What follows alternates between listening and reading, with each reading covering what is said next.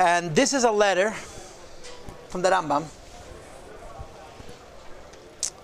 which the Rambam wrote to his Talmud Rabbi Yossi of Baghdad. Rabbi Yossi of Baghdad was a tifa neshama. He wasn't just a scholar. He was a deep person. And he was a kindred spirit. Him and the Rambam spoke the same language. He was very affected by the Rambam. And he saw in the Rambam his Rebbe, his leader, his teacher, his counselor, his guide, and so forth. And the Rambam loved him.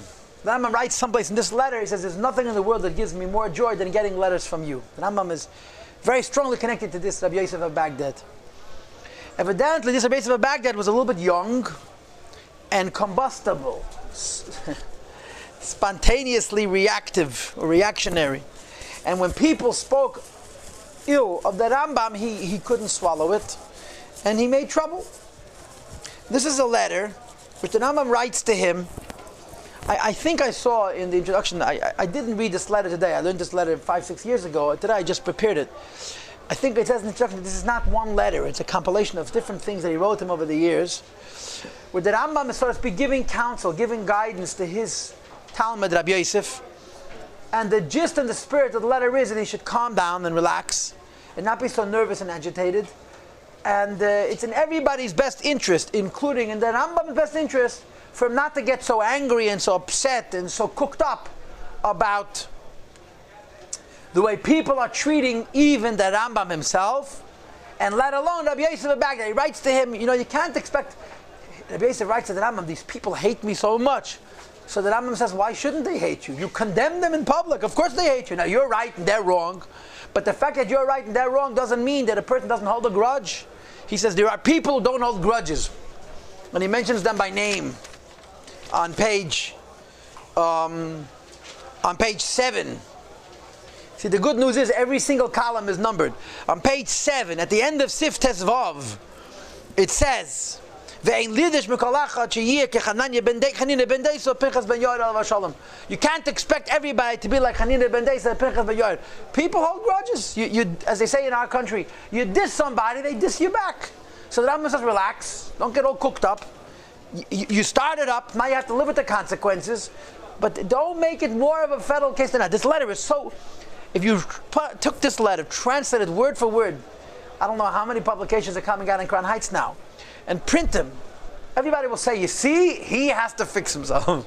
But it's a letter from the Rambam which is so apropos, because it describes the method to the madness of machlokes, or the madness to the method of machlokes, and you can't expect to fix it. It's ungestunken, it stinks, it can't be fixed. Just back off. That's all he says. Don't fix it, you can't fix it. You'll only make it worse. Just back away, back away. That's what he writes. It's to the Zach, it's Rambam. But we're going to go in order. Okay? There's a letter which the Rambam wrote to his Talmud Rabbi Yossi, and it seems to me, I'm almost sure actually, that this Rabbi Yossi was the Talmud for whom the Meir Nevuchim was written. For those who do not know, Meir Nevuchim was a letter written to a Talmud, Shenitz Palseif, that got caught up in the philosophy and he got entangled. And there's an introduction to the Meir Nevuchim which is written to Talmidi Mar Yosef, and it's the same Rabbi Yosef from Baghdad, to whom the Rambam sent the Meir Nevuchim as an answer to his questions. What you may not know about the Meir Nevuchim was that the Rambam didn't write it at once. The Rambam wrote it slowly and sent it to him piecemeal. He sent it to him a shtikalach. The Rambam writes, I sent you 6 sections and I'm going to send you some more. Rambam's Meir Nevuchim is written in pieces. If you've ever studied Meir Nevuchim, you could see that it's not written in what seems like a very logical order. I mean, if you know anything about the Rambam is Mr. Seder. He's Seder, Mesud, everything. The Yadach, the Meir Yadach is extremely organized. The Meir Nevuchim is written in an odd kind of an order. The Rambam writes himself that part of the reason he wrote the Meir Nevuchim in what looks like disorder is because he doesn't want not intelligent people to understand. As they schreibt it, I deliberately wrote it in what seems like not perfect order, so it should be only available to scholars. And the emphasis is plenty of Seder in the Meir also. But in any case, it was written in pieces, and he sent them to his Talmud Rabbi Yossi. And in addition to the Meir Nevuchim, this Talmud Rabbi Yossi got other writings from the Rambam and so forth. And he, so to speak, represented the Rambam in Baghdad, which was in Iraq. It was a very prominent city. It was an Ir ve'ein b'Yisrael. There were many Jews. It was a very long, established Jewish community. And the Rambam felt authorized to govern, to intercede, to give counsel to the community of Baghdad. And it created a problem. People got upset. And Rabbi Yossi got upset that the people got upset. And we had, Baruch Hashem, Machlekes Hashem Shamayim. Everyone's fighting God's battles. And the Rambam is telling his Talmud how he feels he should deal with it. So let's begin from the beginning. We're going to read in order, okay? And we'll read whatever we read. What we don't read, you're going to take home and read, because tomorrow I'm not doing this. What I want you to know, my son, in the truth of my emun in Moshe Rabbeinu. Page 1, column 1. After 0 comes 1. After 12 comes 5, but after 0 comes 1. It's numbered by columns, 1, 2, 3, 4, because I cut and pasted. This is two whole. I cut and pasted. This is. If I had printed the original, it would be a book, because it comes with the Arabic. I cut out the Arabic and just printed the Hebrew. They accused the Rambam of having emunah deficiencies, because this is one of those things which you read it and you can't believe it. The Rambam has an Igeres Tchias HaMesim, a treatise on resurrection. And the whole treatise of the Rambam, resurrection, is the Rambam defending himself. The Rambam was accused of not believing in the resurrection of the dead. Why not? Because he doesn't talk about it for enough pages. He talks about it, but not long enough. And the fact that he talks about it only for a few lines, not for a few pages, is proof that he didn't really believe it. This is what people said about the Rambam, which is absolutely ridiculous. It's push it stupid on the face of it. But people were looking, as the Rebbe says, they were looking for trouble. So they picked on this. Because the Rambam spends like 4 or 5 pages explaining Olam Haba, the world to come, and he spends a half a page explaining Tchias HaMesim. So someone decided the Rambam doesn't really believe in Tchias HaMesim, because if he believed in Tchias HaMesim, he would speak about Tchias HaMesim, and as much as he talks about Olam Haba. So the Rambam wrote a letter to defend himself. He says, normally I wouldn't even respond, B'chlal. Complain all you want. But since it's Teireh, I'm mechuyev to respond. So he says, I spoke about Olam Haba for 5 pages because I had 5 pages worth of material. I spoke about Tchias HaMesim for a half a page because I had only half a page worth of material. And I don't like to repeat myself. But if someone is going to accuse me of not believing in Tchias HaMesim because I didn't talk about it long enough, here goes Tchias HaMesim, Tchias HaMesim, Tchias HaMesim, Tchias HaMesim. You think I believe now? This is more or less what the Rambam, I'm being a little bit tongue-in-cheek, but the Rambam makes a joke. If I don't devote equal time, was it a political election? I didn't devote, I said what I had to say in as concise a way as I could. I'm not a person who wastes words. It's against my nature. It's against the nature of Chochmah. I said what I had to say.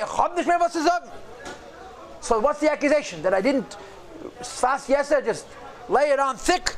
I spoke about Olam Haba for 5 pages, not because I was trying to lay it on thick, because I had 5 pages worth of material. Is the Tchias HaMesim. Here's another case where the Rambam is defending himself against these old ideas. The Rambam didn't believe in this and that and the other thing.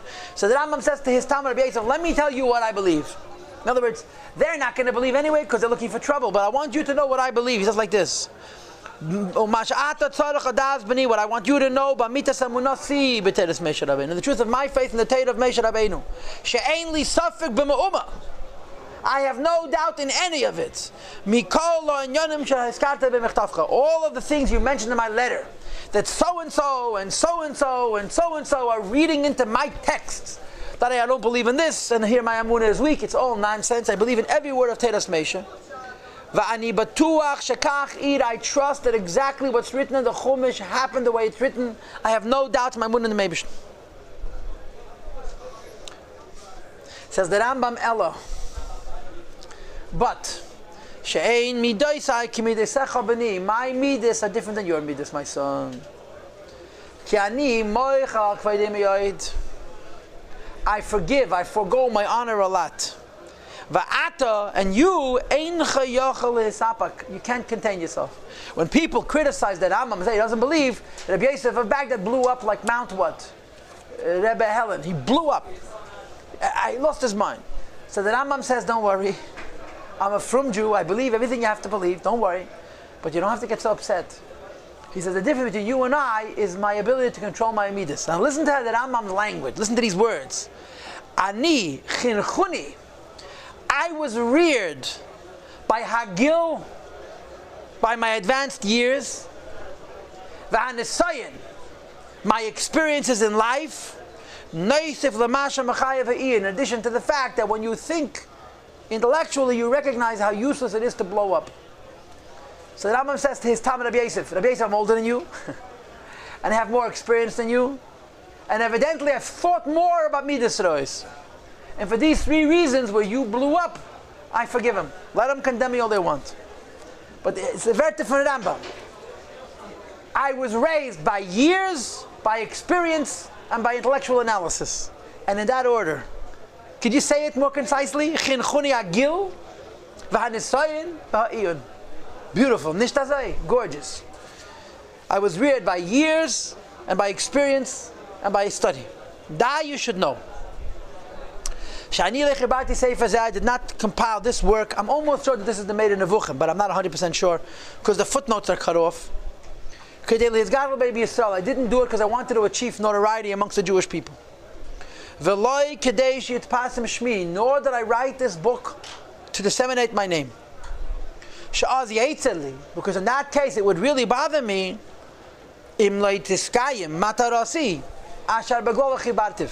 if in fact I wrote this sefer for fame and for notoriety and for influence, and I would see that I'm not getting the notoriety that I wish, and I'm not having the influence that I'd like, I'd get angry. He says, but that's not why I wrote the sefer. I didn't write it to appeal to anybody or to anything. This is Rambam. Listen carefully to the Rambam's words. He says, I compiled the Tchila first of all. But the Shem Yedeh, God's my witness. And the first reason I wrote this sefer is la'atzmi. I wrote it for myself. I wanted to clear up the issues of my own mind, so I wrote the Meir Nevuchim. I should free myself once and for all from theoretical analysis and from intellectual search. To what I'm going to need intellectually to understanding the truth and having a clear sense of what the truth is and what the falsehood is and so forth. So I should have it for my old age. For the sake of the Eibush. I wrote the Meir Nevuchim for three reasons. I wrote the Meir Nevuchim first of all to clear up the issues of my own mind. Second of all, that I should have it when I'm old and I can't reason as well. And for the Eibush. That's my third reason. I wrote it for the Eibush. And he explains. Because the truth be told, in truth, I am a zealot, says the Rambam. I don't know how I say Kane Kanesi in English. I have zealously zealed, I don't know if there's such a word, to the Eibush, to the God of Israel. But I see a people without a book on truth. Without precise, correct and precise philosophy, theology. I therefore did what I did, for the Eibush alone. That's rule number one. First of all, I did it to help myself. Second, I did it for Klal Yisrael, but I did it for the Eibush. I didn't do it to get a Yashakayach and to get a good, what do they call it, an advance. I did it for the Eibush. Number two, says Rambam, I want you to know something else. I'm no fool. I know Elam Hazeh. I know people. And I knew clearly. When I wrote this sefer, that it's going to reach without a doubt the people with bad hearts, bad midas, hamakane, that are jealous. And I numbered Roman numerals 1 through 5, I think, or 1 through 4. Number 1, Sheyaganes Ma'aleisef. He's going to belittle, he's going to make fun of what's so special about the sefer. He's going to say nobody needs it, it's extraneous, whatever the word is. The book is incomplete. This book is even going to reach such fools. He's going to have no idea whatsoever of how valuable a work this is. He's going to say it has little value altogether. I knew that my book would reach beginners. Top of page 2, top of column 2. Who's living in his imagination. Hamavulbul is all confused. If you don't mind, could you move over? Rebbetzin altar. Thank you for coming. You thank me. I absolutely am. The whole shir is now in a higher madrega. I came to enjoy myself. Well, please come often. It's our honor and our pleasure to have you, and our privilege to have you. Have everything in mind. Especially Mrs. Minkowitz. He's going to have all kinds of questions. You know why he's going to have questions? Because he's clueless. He doesn't know the principles of reason. Either he's not going to know the rules of reason, or he's simply not going to be able to be fine enough in his discernment of what is a question and what needs analysis and so forth. And as a result, he's going to challenge my sefer Poshet in his ignorance. I also knew, continues the Rambam, and he says, Lidei ha-mischasid lefidim yenei. And very sharp words. And this is a translation from the Arabic. Yeah. Lidei ha-mischasid lefidim yenei, to a person who's liberal. That's how you translate mischasid in context. In his own imagination. Ha-ma'uvam, which is like stone. Ha-metumtum, that's very underdeveloped. Sheyaliz al mashanichlo bei. He's going to speak lashon hara about what I included in my sefer and accuse it of being misedes hadeis. And he's going to discredit what I wrote in my sefer that's actually the principles of Amun. And the Rambam writes, Ve'elu heim haroiv. And that's most people. I wrote a sefer, and I'm not a fool, Rambam says. I know everyone's going to read it. And most people are not going to be happy about it. Some because of jealousy, some because of ignorance, some because of a deficiency Poshet in intellectual development. And I'm expecting the attack, and I wrote it anyway. Why? Because it had to be written. Now, v'yavei b'lisafek gam, says Rambam, however, it will come without a doubt. Also, it's column 2, 6 lines from the top. Lidei asridim ashad Hashem keili, to the rare individuals who Hashem calls, that are taker bali hayosher v'atzedek v'tevei atvun, who are people of fairness and directness and justice, and who understand well. Ve'elu yedu erech ma shasinu, and those rare individuals will know the worth of what we did. And then the Rambam says, Asher ata harishin shebahem, you are the first. He says to his Talmud, Rabbi Yossi that you are my favorite. You're my first Talmud. Va'af im la yili b'deiri zulas cha. If I had nobody else to talk to in this generation besides from you, dayai, it's enough for me. Rambam. Kolshkein, says Rambam, certainly more so, shekvarig yuni michtavi chachmei tzarfas v'zulasam. I received letters from the wise people of France and others. When Rambam talks about France, he doesn't mean France. He means the southern France, the Provence, which is at the bottom there, where France and Spain meet by the Pyrenees Mountains. It was called the Provence. It was the place in the world where philosophy and Kabbalah merged. It was a very unusual community. That Ivid lived there. Chachmei Lunil, they're called. And they had the Kabbalah influence from the Hasidic Ashkenaz and the philosophy influence from Rambam, and they were the Rambam's biggest Talmidim, the Chachmei Lunil. They lived an ocean away and several thousand miles away, but they corresponded with the Rambam a lot. So I received Michtavei Chachmei Tzarfas, letters from the wise men of France, V'zulasam and others, B'shmeisehem, with their names, Mispalem Imashe Naseh, reacting favorably to what I did already, Umevakshim Hashlamase, and asking me to complete it. Ukvar Nispashet Lakatzia Yishuv, my work has reached the edges of civilization. And again, understand that the Moed Nevuchim was not written as a single volume. The Rambam didn't have time and was very, very busy, as you'll see later. So he wrote it shtiklachvais. He wrote pieces. And as he wrote a section, he sent it. And it was disseminated. The book wasn't even finished, and it was being learned all over the world. And they're asking me, no, more, noch. V'chol shetiarti locho. And everything I described, continues Rambam, this is mamish prophetic. Al mi shalei kablu koroi eloi. Says Rambam, the fact that I'm telling you, there are going to be all kinds of people who are going to condemn this sefer, either because they say it's not significant enough, or because it's against Yiddishkeit, or whatever the nonsense they're going to come up and criticize my sefer. Says the Rambam, I know as a matter of fact, it's during my lifetime. It's now. There's going to come a time, says Rambam. When the jealousy will pass, you could rewrite the same letter and substitute the Meir Nevuchim for the Tanya for the Likutei Sichos. V'tayves hasrada, and the desire to be a leader, power. Yistapku kol b'nei Yisrael, bay levade. The whole Jewish world is going to sustain itself from his alone. And I want you to know this, as a matter of fact.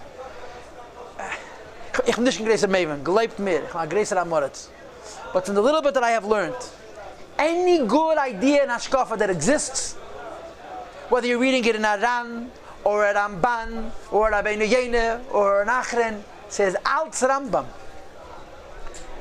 Every really profound Hashkafa idea is made in Nevuchim. I'm telling you. The Rambam was an extremely creative person. And his lashon is mo'od tamtzitzit. He's very bekitzer. The Rambam is packed with ideas. Everybody quotes Rambam.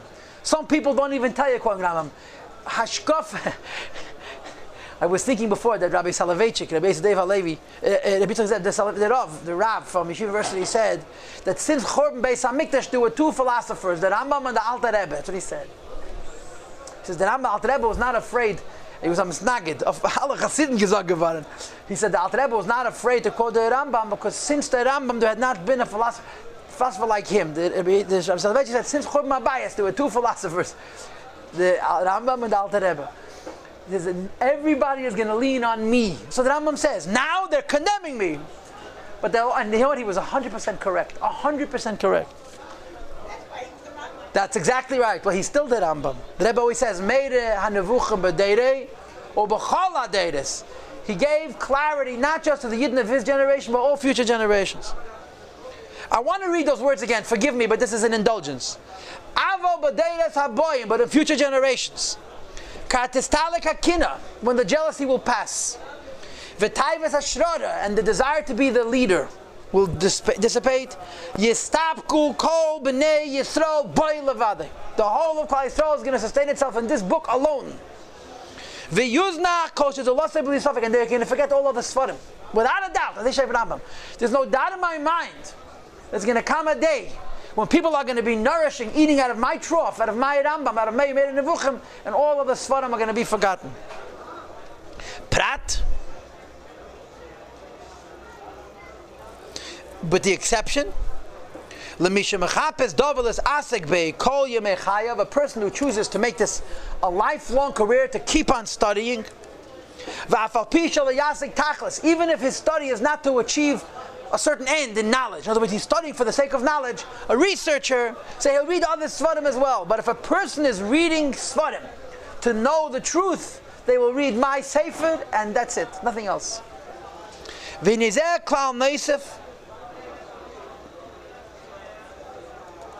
is another basic argument to the effect Hamachiach, which shows that nothing has happened which I did not anticipate. Rambam says, you're shocked by their reaction? I'm not shocked, I expected it. You're upset that they condemned me? I was waiting for it. But first of all, no, there are people who understand. And he says to his Talmud Rabbi Yossi, that if you're the only one, that's also plenty. But the day will come, as the Rambam writes, the time will come. Klal Shlishi. Rule number 3. This work is not like the Torah, God forbid. What is the Torah? The Torah was fit for everybody. Everybody has to study the Torah. The Meir Nevuchim is in fact not for everybody. It's not even like the words of the Nevi'im and the Ksuvim, which have a broader appeal.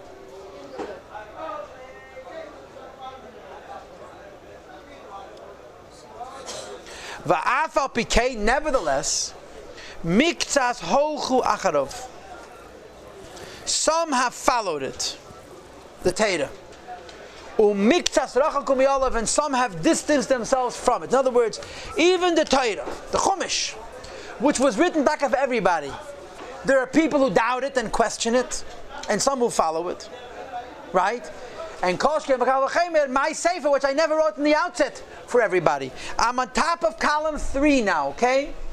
Ve'in sichlos oisam shalayadu eda chibur zeh, says Rambam. The foolishness of those people who don't appreciate this work is not gedela greater meisichlus, from the foolishness kolma, all of those shalayadu min hanyanim walakim, have no concept of the Eibishter. V'koshkein mashas alosam, and certainly don't know other concepts, whatever other concepts means. It means other spiritual ideas. So Rambam says, I expected this, and there are people who deny the Chumash itself. And the Chumash was written for everybody. So if someone's not happy with the Meir Nevuchah, I'm going to get upset. It's the way it works. You do what you got to do, you know. You can write a sefer in 2 ways. You can write a sefer to have a broad appeal, and you can write a sefer to have a true message. If you want it to have a short-term value, make it have a broad appeal. If you want it to be there for posterity, suffer the indignations of now, and then it'll be revered forever.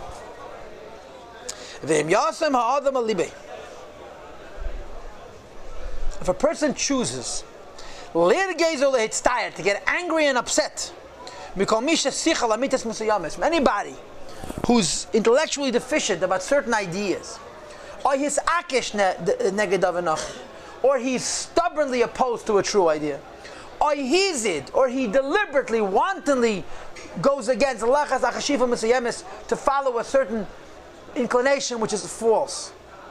So the Rambam says, if you're going to get upset at every person who doesn't like what's written, either because he's foolish, or because he's stubborn, or because he's disrespectful, a chutzpahnik, so you're going to eat your heart out. You're going to burn your engine. Your whole life is going to be pain and anger. Rambam says to Rabbi Yossi, it's just not good life to constantly be frustrated and upset and angry that not everybody agrees. I mean, this could read like a Lekut HaSichos, nicht azay. It's the past punkt jetzt. So people are upset. It's part of life. The Rambam says, this is the truth.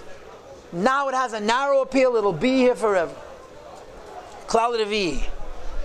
Rambam continues. Number 4.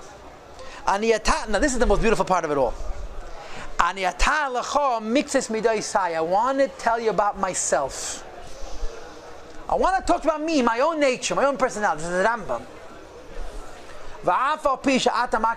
Although you know me so well, you know every one of my character traits, my strengths and weaknesses. Still, I want to tell you about me so you should understand how I am reacting. Rabbi Yossi was disappointed by the Rambam's lack of reaction. The people in Baghdad mocked the Rambam. They made a joke out of him. And Rabbi Yossi got very upset. And then the Rambam said, no. So Rabbi Yossi got upset about the Rambam's lack of reaction. So the Rambam says, let me tell you about Mr. Gleichverstein, why I wasn't as excited as you got. He says, I want you to know. I don't need troublemakers in Baghdad. I got local troublemakers here in where I live, in Mitzrayim, in Cairo. In my city, people who are not very well known. They're not extraordinary in any way, nor are they specially capable in any capacity. And they're arrogant and jealous. What's their maila? They're chutzpahniks, that's all. It goes to such a degree, they never studied this work. They never even saw it. But you know why? Nobody should say about them that so and so needs somebody else's help. If they read this sefer, they're conceding that they need me. God forbid, they refuse to read my sefer because they don't want anybody to suspect that they are in need of my counsel. So I'm right. And this I don't have to go to Baghdad for. I have it local. I have it right here where I live. And their whole position is that this sefer is beneath them intellectually. They're superior to it. They're concerned. What are people going to say if they're caught reading the sefer? And the reality is that they remain, as time passes, as the blind stumbles around in the darkness. So the Rambam says, you're complaining about Baghdad people. I have people by me in Zolbazach, and they don't bother me at all. So why are you reacting as profoundly as you are, as excitedly as you are, to the behavior of so-and-so who's behaving in a similar fashion? And as I mentioned to you, there are two personalities in this letter that the Rambam is referring to. The first he calls Rosh HaYeshiva. He doesn't say his name. Apparently it was an Elter Erid. He was a Jew probably older than the Rambam in the 60s or 70s. He was an old man. And you're talking about the Tkufas HaRishonim. He was Mastama, a very big Goan. But he was no Rambam, you understand. Because nobody was a Rambam. There was only one Rambam. And he was jealous of the Rambam. He was condemning. He was very critical of the Rambam because he really didn't give him a full hearing. I mean, as great as a person is, when you see greatness that exceeds your own, you don't know how to deal with it. I mean, you want a proof? Just bring Yosef and his brothers. Yosef's brothers were bigger tzaddikim. And yet they saw Yosef, they couldn't fathom a human being should behave like Yosef behaved and be a tzaddik, so they condemn him. So this Gaon, this Rosh Yeshiva, evidently looked at the Rambam and couldn't imagine that a person who was, in quotes, so open-minded, end quote, with the philosophy of andere Sachen, could be the Rambam. So he condemned him. And the truth of the matter is, when you condemn a person, usually you didn't listen to them. Because if this person had truly paid attention to the Rambam, he would realize that there's nothing to condemn, just to celebrate. But he knee-jerked, he reacted spontaneously, because there was a jealousy fact. And the Rambam says, so what's the big deal? It's human nature. There's nothing new about this. Most people are jealous. Most people cannot tolerate somebody else's success. As they say in Yiddish, mefagint nicht. Back off. Then I'm saying, you're not going to fix the whole world. I've already learned a long time ago that it's not my duty to fix the whole world. I forgive him with my whole heart. You should forgive him too. This is what the Rambam is writing. He says like this. Why are you so surprised that this Gaon, this sage in Egypt, in Baghdad, is behaving the same way? And he listened to these descriptions. I say a man. He was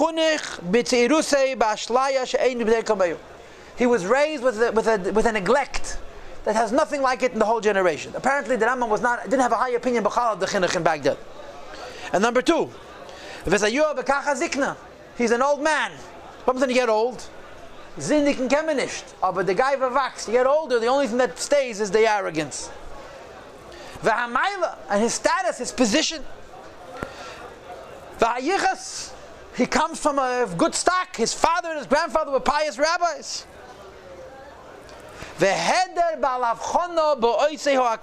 And he lacks a skill in discernment. At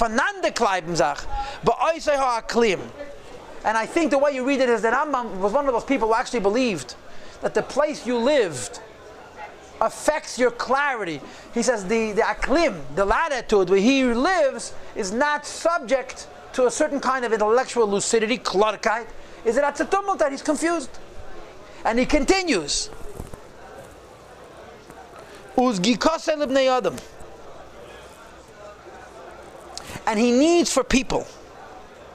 He needs others, to instill in them that abominable, consumable food. That all the people are waiting anxiously. Everything that the Rosh Yeshiva is going to say. It sounds so familiar. What can I tell you? Or for the honor of God, but he's so dependent on people saying that they need his knowledge and to give him honor. This is how he identifies himself. And these foolishnesses, these narishkeiten, have become their nature. That it's all about honor and formality. It's not about reason. It's not about thought. It's not about analysis. It's about. You're very gentle. I'm gentle. In translating. That's my job. You're translating it so gentle. Okay, and the Rambam, I think, is happy about that. That's my humble opinion. Says Rambam, why do you think, my son, that those people should reach a step of recognizing emes, to the degree that he should admit that he had the lack, and it'll uproot his honor, and the honor of his parents. Most people don't do that. You're expecting too much of this person. And the Rambam's point is, forgive him. Forgive him. Laws. Don't worry about my honor. Forgive. Is there something wrong? Guess what? It's human nature. It's been that way since Adam and Chava. Even a person, top of column 4 now, who had more wholeness than he, wouldn't have the capacity to say, you know what, I'm wrong and you're right.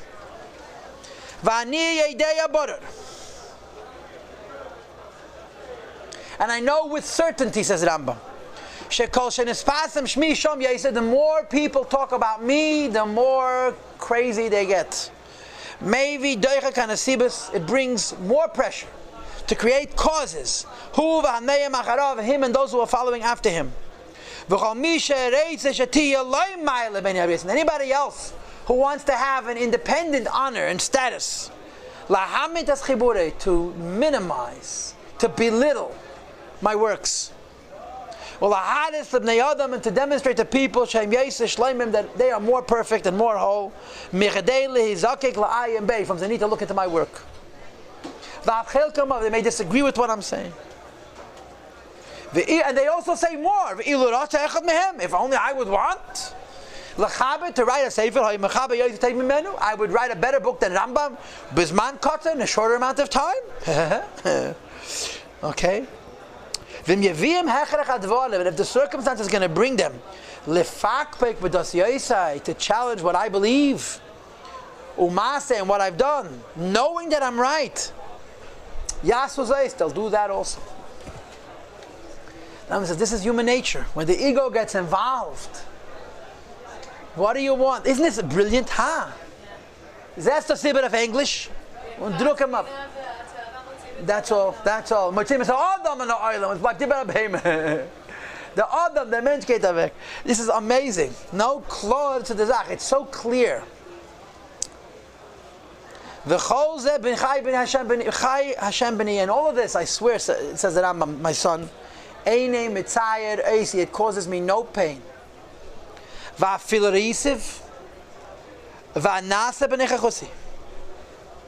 I've even seen this, and it's been done to me in my presence, he says. I wouldn't react. I would speak with respect and dignity, and keep quiet, and answer depending on the circumstance.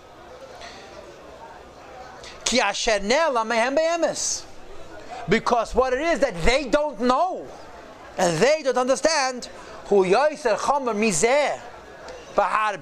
their ignorance is a lot worse than the fact that they're insulting me. Their amaratzis is far more devastating than all of the narishkeiten that they're barraging me with. So it doesn't mean anything to me. I'm more concerned about their ignorance than I'm concerned about my indignity. It's not at all about my own honor. Because my self-honor and my nature, ledaiti, and my assessment of myself, to not notice fools, not to try to win them with words. Okay? I think a person who's a true Chamad Chacham, the Eibishter will demand his honor. Don't we worry about me, Rambam says. The Eibishter will look after me. Rambam says, I can only speak about you and, so to speak, forgive you for your reaction. Rambam writes, I am like your father, and I am like your teacher. And as a result, you couldn't control yourself, you couldn't contain yourself, and you reacted. Says Rambam, you caused me great pain. Your frustration and your upsetness and your reaction. That you are all caught up in this narishkeit. Va'ato, says Rambam, and you, when you learn with the Eibishter's help, and you're going to become educated. You'll understand to people who truly understand.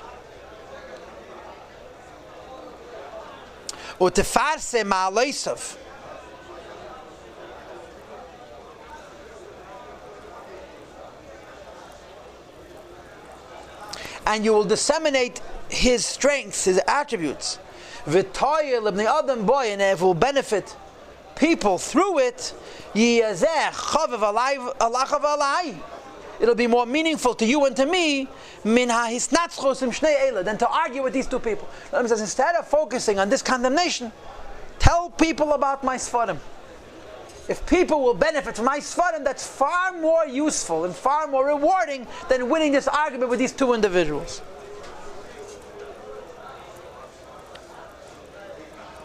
I think I say read Ma'alaisav of his Sefer, yes. But talk loud.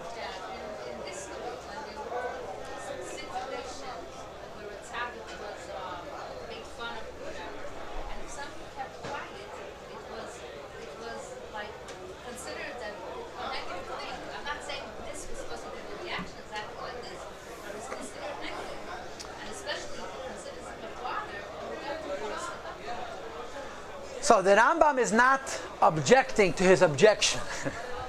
He's objecting to his emotions. You have to react. But you have to react unemotionally, because it's a waste. It's pushed a waste. Jealousy is an ugly midah. It's a terribly ugly midah. And the best people get caught up in it. And when a good person gets caught up in jealousy, that good person becomes so ugly, it's disgusting. You can't imagine. A person who in other arenas is a giant is less than a child. The Rambam is saying, what are you getting cooked up about? Laws, leave it. And he's right. The Rambam is 100% right. And also it shows us. Also it shows us to be at the Ikar and not the Daf. That's right. Well, that's the bottom line. Yeah. That's right. That's right. Yeah, but kinat sofrim tarbeh chachma lo tipshut. When rabbis are jealous, more Torah comes into the world. But if the reaction of the jealousy is not even to read the writings of your counterpart, to know what he's saying, that's not kinat sofrim tarbeh chachma. That's not a shkayt. And that's what he's talking about. They don't even want to read my Sfarim. They're afraid they may learn something they don't know. God forbid. And now that Rambam continues, Avozeh Mar Schaya is the only name that Rambam mentions. This individual whose name is Charia, who is Pesi Miyad, he's a foolish man. Ukvar Kora Leyatzma, he studied Mikra, Tanakh on his own. V'yaga ba'esei hamasa v'amatan v'apirushim, and he's toiled, he's struggled in the give and take of the Shas and the Mefarshim on the Shas, and I suppose it also means in the philosophies. Umedama, and he's convinced himself that he's the greatest scholar in the world. And he ain't. He's not that bright, you don't know it. The problem with being a fool is that you don't know you're foolish, right? The Rebbe Marash used to say, Anar meint is anar de Welt. Nar mer nicht wie sich allein. Nu is den kunst nar anar. You have to learn Yiddish for this. He says, a fool thinks he's fooling the whole world. He's only fooling himself. Nu, is it a trick to fool a fool? So he says, he's reached a higher level of intellectual wholeness. And you, my son, God is my witness. You know full well that I'm not an arrogant man. You know full well that I'm very careful with my pen and with my tongue. I don't march around condemning people. I honor people. Whether they deserve the honor, they don't deserve the honor. I honor Chachmei Yisro. The Rambam knew that he had no equal in his generation. But the Rambam knew also that he has to honor people. And the Rambam honored people. For whatever they were, he honored people. Yedeya kama mekvar, you know the extent to which I honor Chidei Yisro. Kasha ani yedeya erech ma'alosim etech devreim, based on how I recognize their worth from their writings, from their Torah. Kolshkein, certainly. Shekvar Amru. Now you turn over page 5 now, column 5. That the Gemara says, Dover kot navayis avaya v'rova. That the teachings of Abaye and Rava are considered small. V'im zeh etzli dover kotten. And if the writings of the Shas are, relatively speaking, insignificant compared to the deeper secrets of the Torah, heich asim leiv. Why would I get upset? Lezakein miskin b'yemes. to an old man who is in fact miskin. He's just not that bright. Sikel b'chol davar, he's foolish in every area. I view him as a child that's 1 day old. And therefore, be kind to him. He's not a bright man. And the problem of not being bright is that sometimes you don't know it. So I forgive him. You should forgive him also. He was condemning the Rambam for different things that he wrote. He objected to the Rambam's commentary on Mishnah.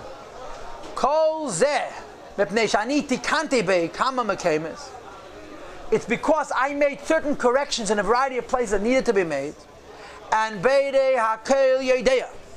Eibishter created everything knows, Kirubam, most of them. That most of them are based on what I followed from the Goinim. Like the Ran in Megillah Starim, thank you very much. And others, it's hard for me to remember all of their names. In other words, I may have made certain mistakes, but the mistakes that I didn't make were not my own. They were mistakes that I made because I trusted those who came before me. And even if in fact the mistakes are my own, I don't claim, says Rambam, that every person has reached his final shleimus from the outset. The Pirush on Mishnah Rambam wrote as a young man in his 20s. Maybe there's mistakes, maybe. First of all, a lot of my mistakes was because I trusted the Go'onim who came before me. And even if the mistakes are my own, I don't claim to be perfect. But there's no reason to focus on my few mistakes and on this basis to condemn the whole work. It's childish. I don't say I didn't make any mistakes. Whenever somebody came along and picked on a specific example, as opposed to saying, burn the book. burn books, what do you have? Nothing happens. If you point out a specific mistake, they always recapitulate. I took back my mistake. Anything which may have been wrong in my writings or in my personality that's been pointed out to me, I correct it. And the Rambam said, I'm sorry? I don't know, but he said that the whole Yad, it says in footnote 50 that the first transcript of Pirush HaMishnayos was full of errors. It was written mistakes that he was objecting to. And the Rambam corrected them. And the Rambam saying, even if the mistakes are mistakes, first of all, many of them are based because I trusted the Ksavim that I had from the Goinim. And even if the mistakes are my own, I'm prepared to correct them. But you can't burn my book, condemn everything because of the mistakes that were found there, either my own or somebody else's.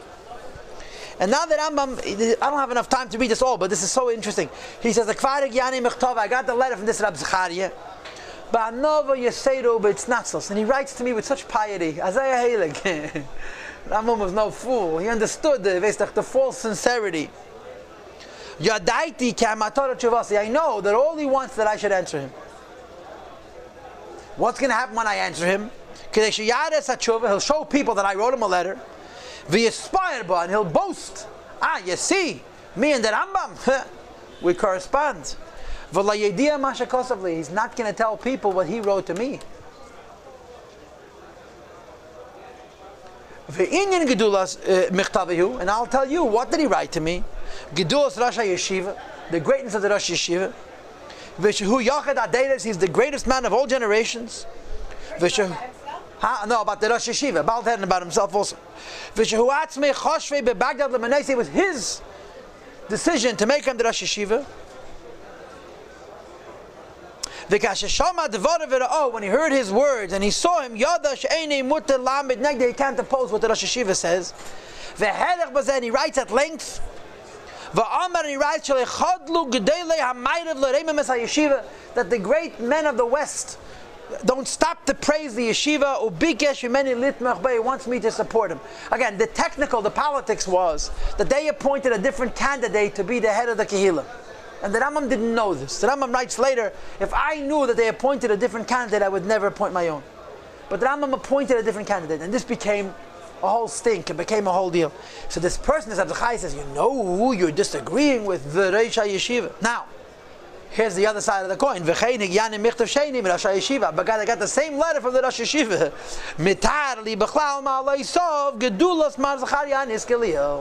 They're exchanged, each one is writing the praises of the next, you understand? This Abzachai is a brilliant man. He knows 4 Starim of Shas by heart. He too writes at length. It's very clear to me that these 2 people wrote these letters together. And each one is praising the next. So I should back off. I'm not that stupid. I know the point. And what they want is that I should answer them, and they'll be able to show people that I wrote them a letter without showing people what I wrote them in the letter. And then they're going to exploit my signature. That's what he writes. And I'm skipping a little bit. The last line of that paragraph says, I have so far not responded. Because I don't want him to exploit my signature and to use me against myself, as it were.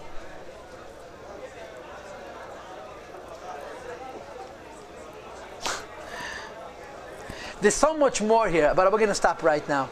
I encourage you to read this. If you know any Hebrew, you'll mamish enjoy it. Igris Rambam from Rabbi Yossi Kapach, his translation.